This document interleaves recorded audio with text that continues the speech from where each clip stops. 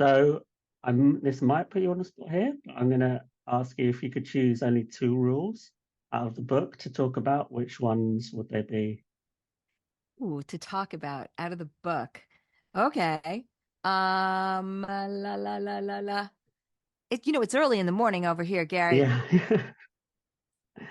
I'm looking at the book right now. Um, well, people are always, oh yes, I'll just go right to voiceover and flashback. Okay. Those That were literally the two that yes. I was thinking about. I was just, Ah, yeah, yes. So voiceover and flashback. yeah, I really wanted to say, of course it's okay to put voiceover and flashback right, in. And that's why you see it everywhere. Because it's so not yeah, fair for writers to think they can't use it when every BAFTA nominated, Academy Award yeah, nominated movie yeah, uses it, yeah, right? So that the idea now is, well, how are they using it well to help tell the story instead of distracting or pulling focus? And that's why people used to say, like, don't do it. What they mean is do it well. So yeah, we can talk about that. yeah, definitely. And when you say, because it's the writer's voice, so do it well, but also within the writer's voice, that makes Absolutely. it. Does that make sense? Yeah, Absolutely. Yes. And here's the thing about voiceover is if it is narrating a movie that you should be seeing, cut yeah, it out, right? But if the right, voiceover is providing a different character perspective and you're doing it in an economical way that might also add poetry, yeah, might sort of add a tonal layer. Yes, it could be very helpful and interesting.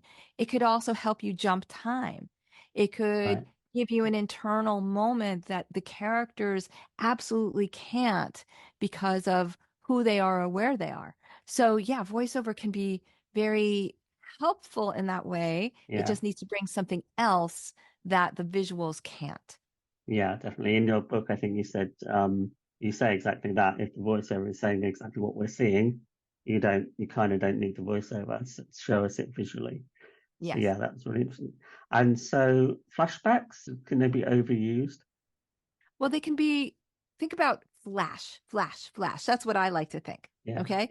That it is a flash of something that happened in the past. I like them kind of short and consistent and building out a subplot so that we're seeing something in the contemporary story.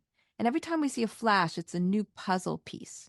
And by the time we get to the end, we filled out the puzzle.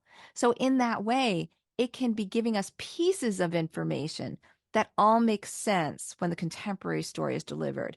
I always feel like that's a very successful use of flashback. yeah, And sometimes is takes the place of mountains of exposition.